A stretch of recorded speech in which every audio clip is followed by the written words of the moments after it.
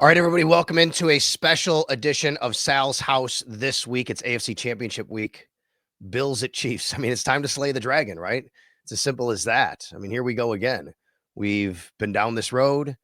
The Bills have done a great job against the Chiefs in the regular season, but of course, bowed out to them 3 times since 2020 in the playoffs. 2020 was the AFC Championship game. 2021, of course, 13 seconds in the divisional round. Often confused with a championship game. It wasn't. The winner of that game obviously hosted the Cincinnati Bengals. The Bills would have, but that was the Chiefs. The Bengals beat them. And then, of course, last year in Buffalo, the Bills get the Chiefs in the divisional round, and the Chiefs wind up winning another, close game. They've all been really close games. Really, the AFC Championship in 2020 wasn't as close. Bills weren't quite ready yet. I think 38-24 was the final score. And note about that game, though, on the radio side, we didn't travel that year. Like that year, that was COVID. So the radio crew did not travel to the games. And so this is my first time calling an AFC Championship game on site. We were at the actual Bills radio, booth inside Highmark Stadium calling the game. And Eric Wood couldn't even be there because he couldn't travel from where he lives in Louisville. So Steve Tasker was doing the color with John Murphy. I was on sidelines, but I was in the booth. We all were. So this will be a special treat for me too. And hopefully it ends, as a very late night in Kansas City for a lot of people and back home as well. Speaking of traveling, got a special fan I want to talk to today on Sal's House. I'm going to bring him in just a second.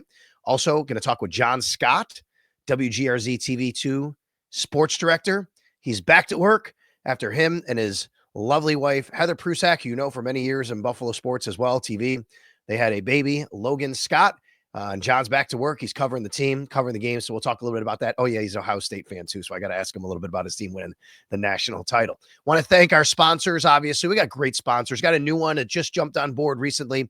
You see them up there, Herbal IQ. I went to the Herbal IQ headquarters last week. It was awesome. 6055 Transit Road in Depew, New York State licensed dispensary. Check them out.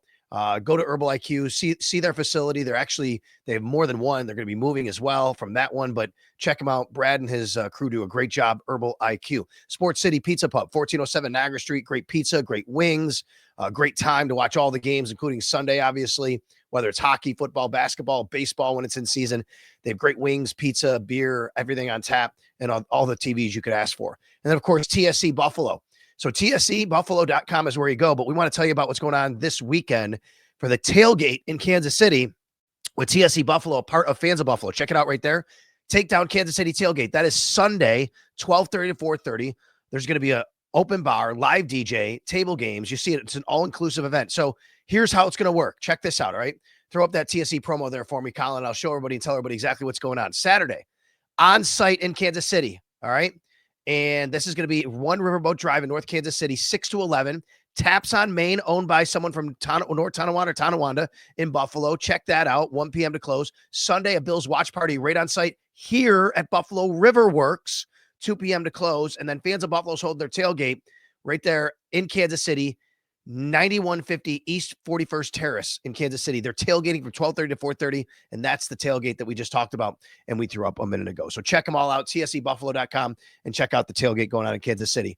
I know a guy who's going to be in Kansas City. He's a big Bills super fan, and I really wanted to get him on a podcast to talk about his journey and why he roots for the Buffalo Bills. And here's the thing, the biggest reason why. You see him all the time. If you're watching videos, hype videos, television, the game on CBS, on Fox, Monday Night Football, Sunday, doesn't matter. You always see John Saft with his 69 jersey in the front row cheering on the Buffalo Bills. And we welcome in right now to Sal's House, my buddy John Saft. And I say that because we've gotten to know each other over the years through his Bills fandom, sitting in the front row. Thanks for coming on, buddy. I love the fact that we could talk about kind of your Bills fandom. And I think you represent so many Bills fans who aren't in Western New York. Thanks for coming on. Hey, Sal, thanks for having me, man. It's been quite a journey.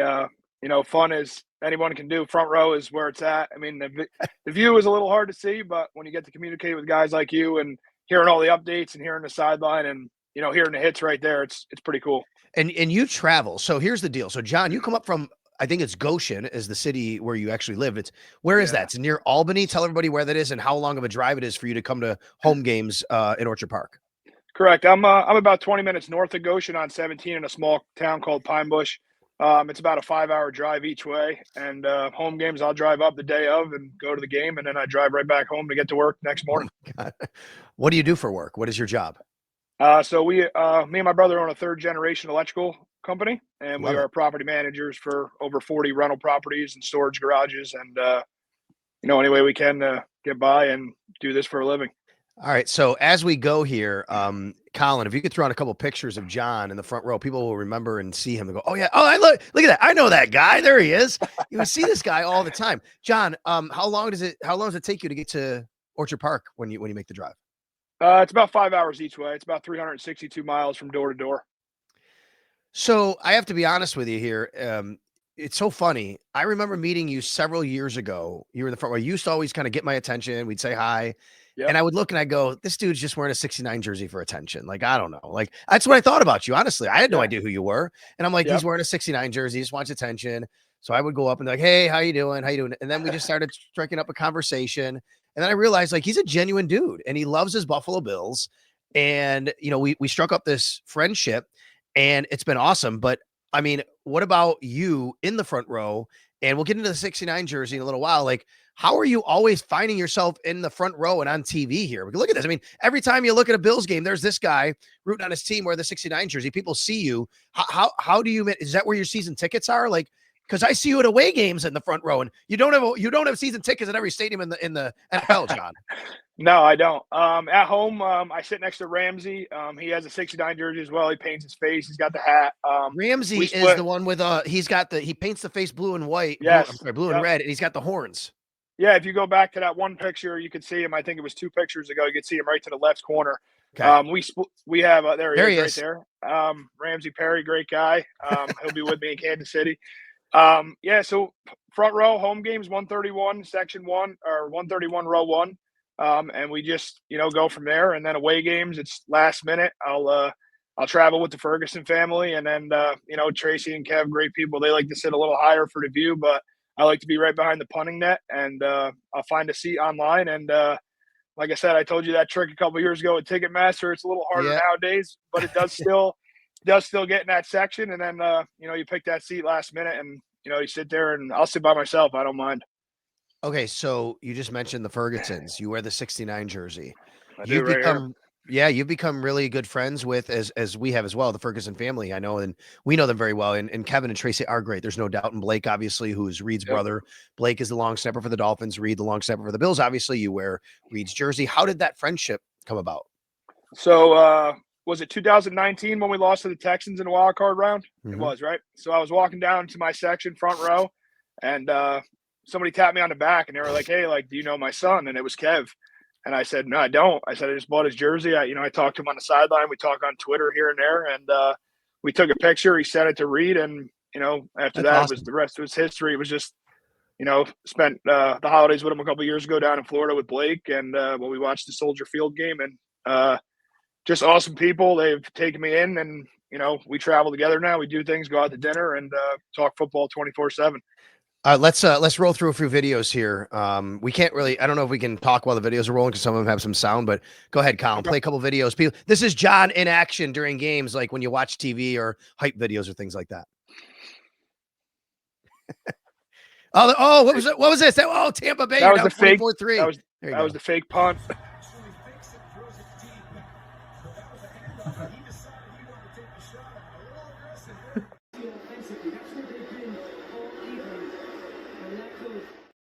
Wait, hold on.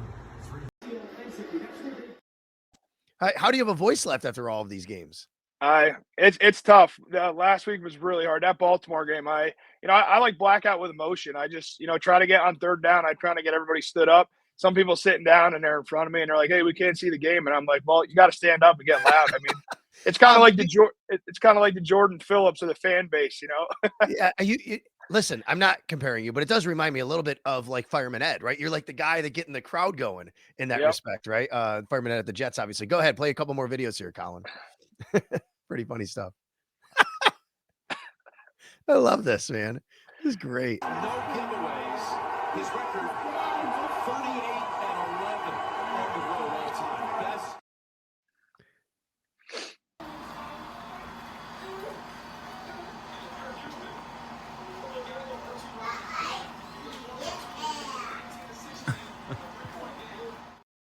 right, so that's that game right there. That's the wild card That's game. it. You're obviously really dejected there. We can't end on that one. We got to give a good positive vibe here before we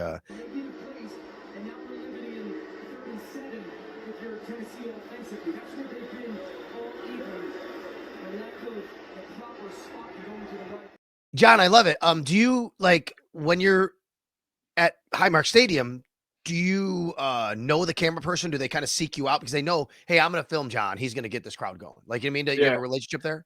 Not really. Actually, I just met Pope. He's actually the CBS guy that works with Tracy and on that crew. And I met him 2 weeks ago, Yeah. and he's just like, hey, like I'm on the near sideline most of the time, and he's like, if you don't mind, like the camera will probably roll on you a couple times, and I'm Yeah. like, hey, let's do it. I'm ready to go, and I'm always in the zone. Like, it's kind of hard to sit with people that like that come to games, and it's very hard when you're watching every play and you're like, they're celebrating, but there's a hold, and they're like, why aren't you celebrating? And you're like, well, I know there's a hold coming. You watch every element of every play, and it's just, you lock in and you just go from there, and it just comes naturally.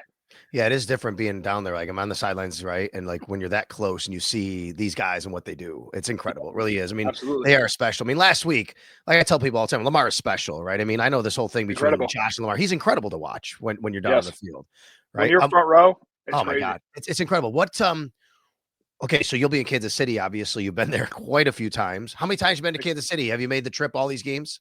Yes, AFC Championship. I had a mask on and I sat up way in the back corner. It was hard not to be close. And then the rest, I mean, as you know, I've been there's one video on there you can see. I think it's where the Bills Mafia video with the guy with the table. If you want to play that clip, 2 clips in there. It's I'll have when to we find took that the one. lead with 13 seconds. Okay. I'm slamming on the wall, and then there's a spot when we lost the lead, and they just zoomed right in on me. It's kind of a funny joke through like out my town and all my friends around town when we lost that game.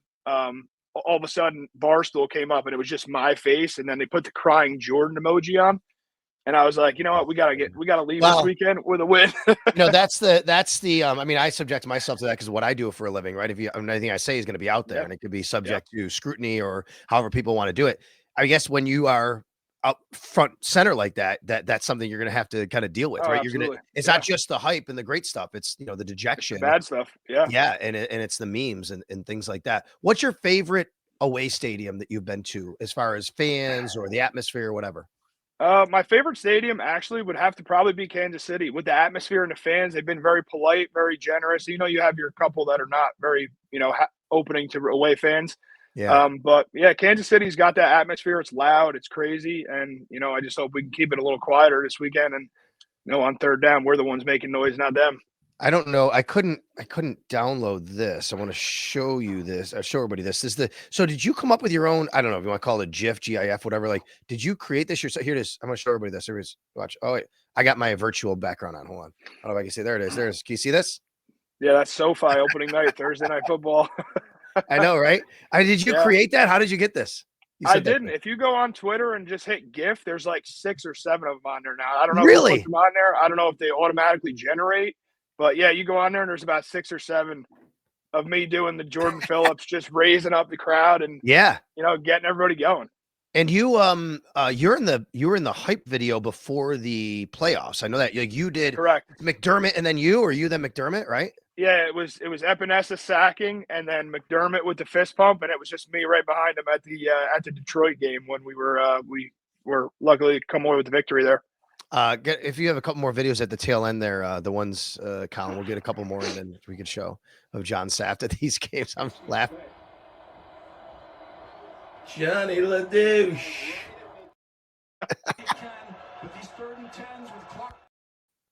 Oh my.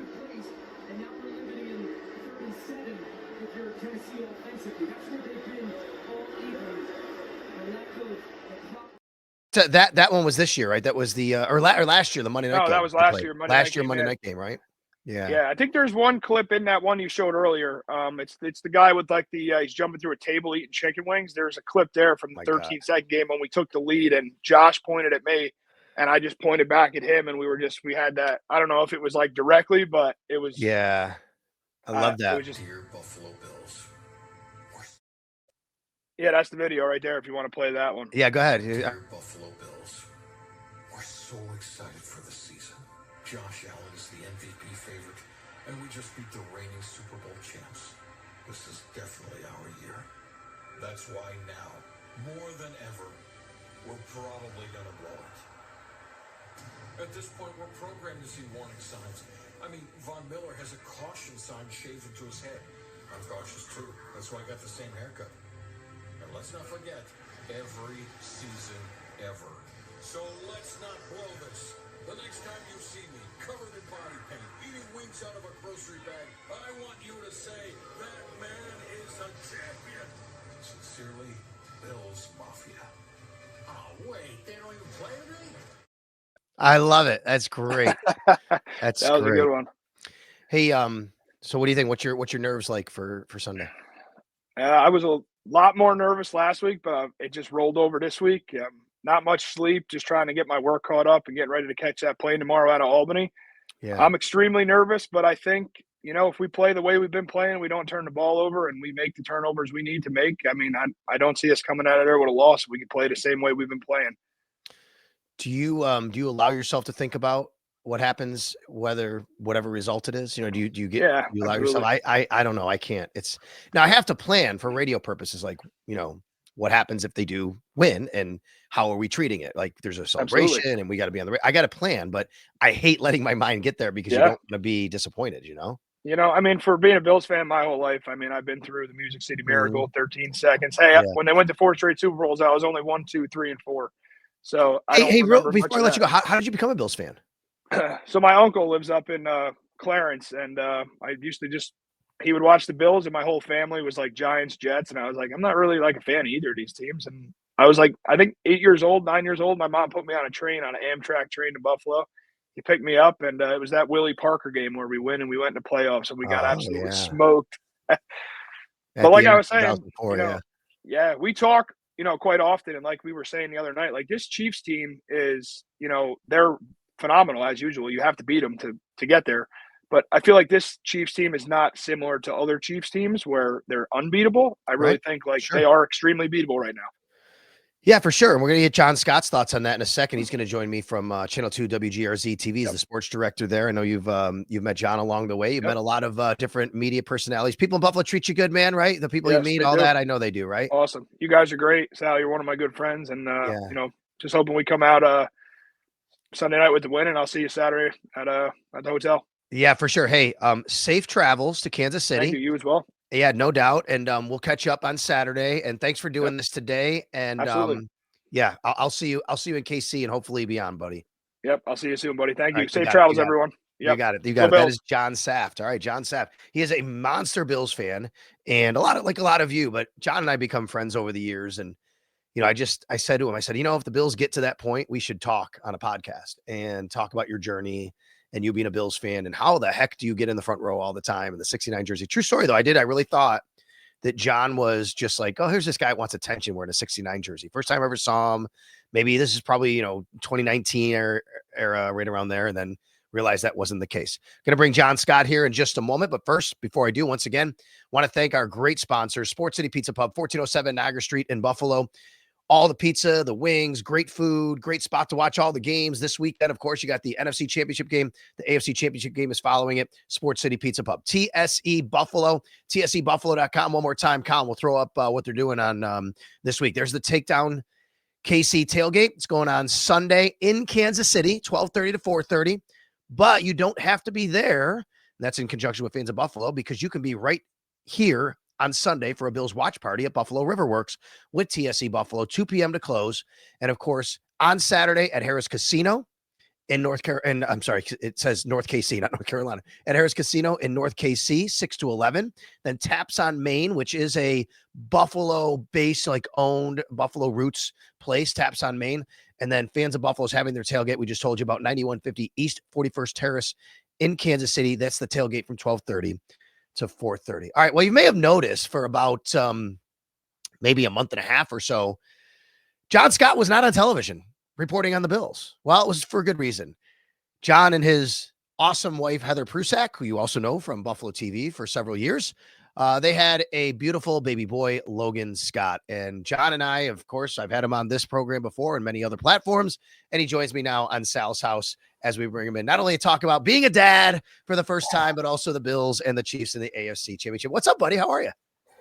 Good, good. I'm going to join you happily, and then even more so, give Heather a little reprieve so she can take a nap before I go to work and go on dad duty for just a little bit. All right, so we won't keep you too long, but I wanted to just bring you in and ask you how life has been and how it has changed for you in the short time. November 26th, I know that because it's my mom's birthday. So how has life changed for you since November 26th when Logan was born? Obviously for the better. It's been crazy. It's funny, in the 6-week window that I was out, Heather and I kind of called it like we're in our little bubble here because I was home all the time. She was home all the time. And it's necessary. It was great in terms of like, holy smokes, this little thing is ours and we're the ones that have to, I know, right? You keep them alive, really. And it's certainly been an adjustment. Me going back to work, her slowly getting back into what she's doing as well. But it's fantastic. He's awesome. You take the victories when you get them and understand that you're not going to always have wins with a newborn child, but he's awesome, an incredible blessing, and we could not be happier. How is everybody? Heather's doing well. The baby's doing well. Everybody's good. Yeah, everyone's doing great. He's still on the verge, I would say, of finally getting out of newborn clothes as we've surpassed 8 weeks here. So, but he seems bigger than that. So I don't know if maybe newborn clothes can last a little bit longer here, but he's growing. He's healthy. Heather is great. Like I said, she's getting back into what some of the things she's doing, including color commentary for the UB women's basketball Love games. That. It's great on ESPN Plus. So it's great. Everyone's feeling good. And we're just riding the waves as they come. How's Logan sleeping? It's hit or miss. Although I will say this week, I'm knocking on wood here on the desk. Right. I love it. Has been better. Yeah. So we know, in talking to so many parents, because everyone is willing to, help and give their thoughts and things like that. We understand that it's not a Logan thing. It's not an us thing. I mean, babies are just going to kind of sleep on their own schedule. And we're approaching, though, my understanding is like 3 months is when you try to establish the sleep schedule and things start really maybe taking a turn for the better for us, at least. So we're approaching that and looking forward to maybe more long, uninterrupted sleeps throughout the night. So, listen, everybody tells you this, but it's so true, right? You blink and then they're 11 and asking about cologne, which happened in this house yesterday, right? I mean, that's just that's how it goes, right? So, cherish every moment. And I know you and Heather are going to be awesome parents and already are, I'm sure. I was so wrapped up in TSC and Sports City, I forgot to tell everybody, of course, Herbal IQ, a New York State licensed dispensary, is on board now here at Sal's House. We appreciate them. They're doing some awesome things at Herbal IQ to help you out. So go on over there and check them out. And they have a great facility. So go check out Herbal IQ and Brad and his team over there. Really nice facility. And they have several as well around the area. 6055 Transit Road. All right, John, before we get into the Bills, your Ohio State Buckeyes are national champions again. You got the shirt on there. There it is. How did you consume the playoff and then ultimately the national championship? So I actually watched all of the playoff, and including the Michigan game. It was a couple of days after Logan was born. I bought him an Ohio State onesie from my guys at Homage in Ohio, and he was the good luck charm. But I had to work a little later on Monday, so I eventually, and the weather was horrible. I mean, you talk about white knuckle on Route 5 coming from downtown to Hamburg. It was dicey. So I got home maybe end of the first quarter, and then Logan wanted to go to bed. So he did not stay for the entirety of it, but I watched it at home. And I got to admit, I'll be honest, different feeling than other national championships. It's the third one since I've been alive that they have won. I think and it's not just being hung up on the Michigan thing. It's just maybe this is how this team should have played all season. Yeah, sure. And I don't know why it took literally hitting rock bottom for them to figure it out. I'm obviously excited. I'm super happy that they won the national title, but this is what it was always supposed to be. You sunk $20 million in NIL. You had the most talented roster, and anything short of this, regardless of the path prior to it, would have been disappointing. So I'm super excited, but it does have a different feel this year than when they won it 10 years ago and 20 plus. And I would say too, Ohio State, they kind of, I thought they kind of got screwed in the seeding, right? I don't think anybody would say they were the 8th best team in the country because I think they were number 8 and had to play 1. That's why they played Oregon, right? If I remember correctly in the bracket. Did you like that? Like, what do you think about the playoff format, I guess, and how they did it this year? They need to move away from top 4 teams are the 4 conference winners. It needs to be more like the NCAA tournament of, hey, you win your conference, you get an automatic bid. That's your prize. Yeah. You don't deserve a 4 seed or a 3 seed because listen, Arizona State, Boise State, nice seasons, all of that, great for them. But because of where they were slotted, that kind of pushed all the other ones down and made Ohio State's path significantly harder than the bottom of the bracket that Notre Dame had as well. And I think if you move away from it and appropriately put Clemson where, they were the last seed, but you put Boise, you put Arizona State, don't feel bad that maybe the top 4 teams are Big Ten teams or SEC teams or whatever it may be. I think that's a change that I'm almost certain will come next year. I wish they would have gone to 8. I think 12 is a little too much for me, but it's something that'll be interesting. It's also interesting. The 4 teams that did have the bye all lost. That's right. So it's an interesting thought of it's not the same in the NFL. I mean, the Chiefs, they looked rusty in the first half against Kansas City or against Houston, excuse me. But that's a long layoff for those 4 teams that have the byes, and to win an emotional game the week prior, I think that was beneficial for the other teams that were those lower seeds, like an Ohio State, like a Texas, things like that allowed them to maybe gain some momentum going into round 2. So I like the expanded playoff. It's not going lesser, so it's going to be 12. That is what it is. So I think the most realistic, immediate change will be the seeding. I love the fact that your son was born the year that Ohio State won a national title, right? That you can always tie that together. I think that's really cool, right? Yana and I got married in March of 2003. A month later, Syracuse won the national championship. So I always remember 2003 was, the same year you get married and then you win a national title. So I love that for you guys. Okay. I just told everybody a little while ago, I was not at the AFC title game in 2020. We did not do the games on site because of COVID. We were here. This is my first time calling on the radio the championship game, which is super exciting. Where you were working at Spectrum News at the time, were you at the game in 2020? What are your recollections of that game? I was, and yes, I was there. I remember the space in the press box, they had made it clear was limited. So it was like 1 person per affiliate, which is not too different for TV people because we don't travel as largely as maybe some of the print, like the Buffalo News or whatnot. But it was like 1 or 2 people per station. It was the COVID year, so not a lot of fans in the stands. They kept ramping up the numbers a little bit there. But I remember the Bills striking first. And then I remember there was the Chiefs punch back. And then I remember at the end of the half, Sean McDermott electing to kick a field goal as opposed to going for it on 4th and goal. And that was one of the beginnings of people being critical of his in-game stuff. Yep. And I agreed with people who were critical of him in that instance, because it was, hey, you're in a boat race at that point in time. And then it just got away from them. And the Kansas City Chiefs, that they were like a step ahead in their overall development and the team building and their path. So it wasn't necessarily surprising. You left that game.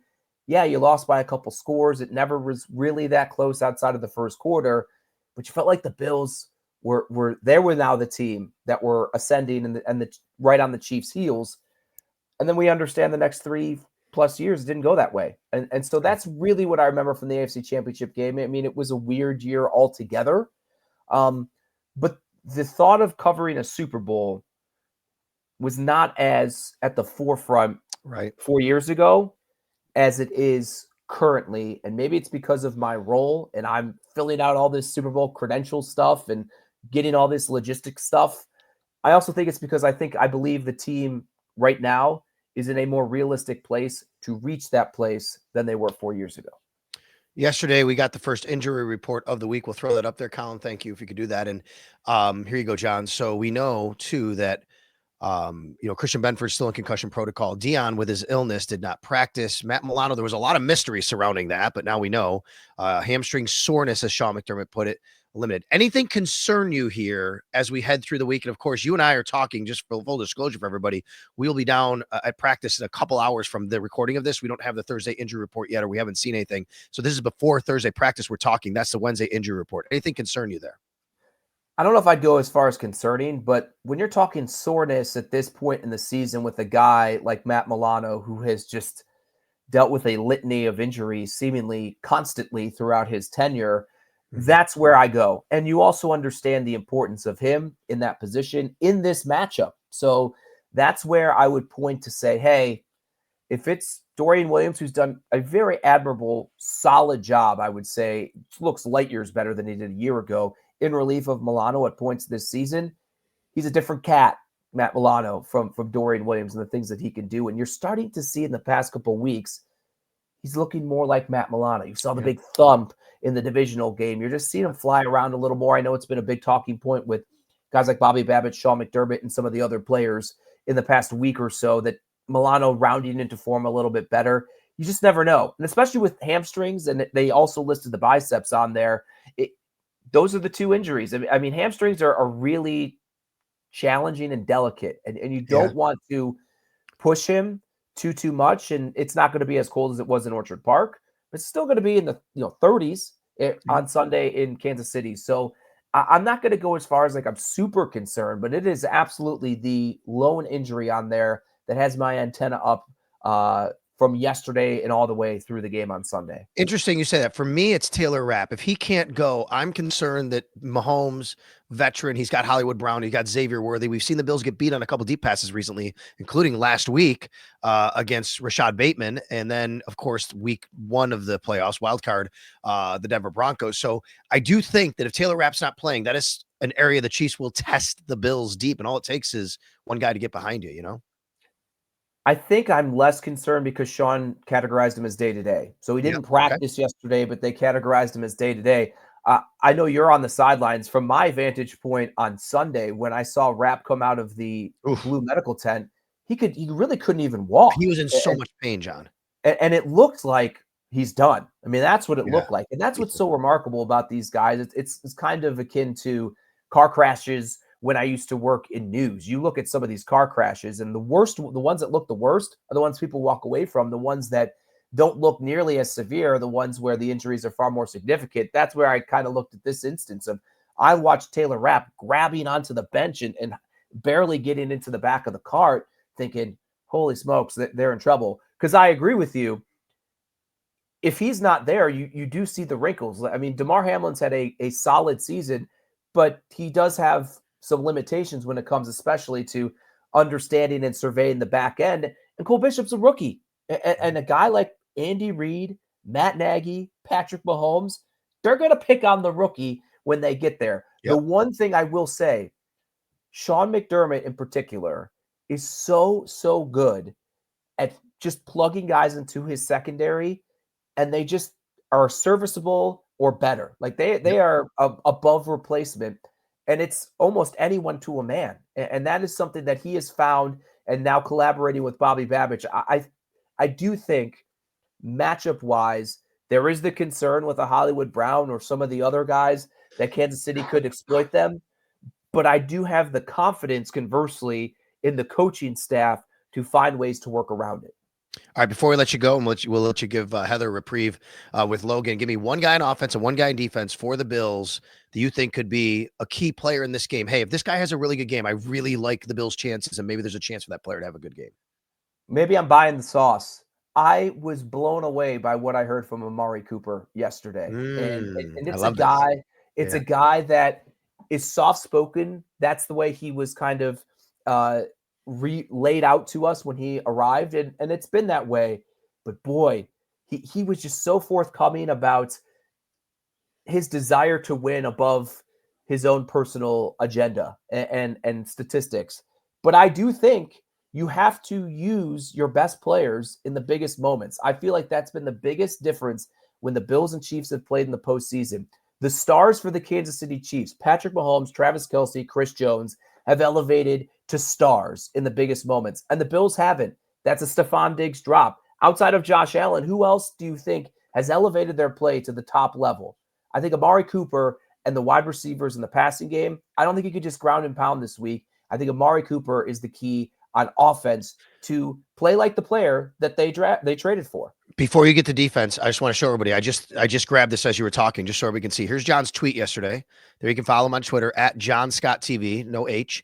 And John has the video. He was just talking about Amari Cooper, and I loved what you wrote. He was awesome to talk to today, and there's a lot there that he talked about. So go there to John's Twitter feed on X, Twitter, and listen and watch that video. I thought that was really cool as well. So I'm glad you brought that up. All right, on defense, what do you got?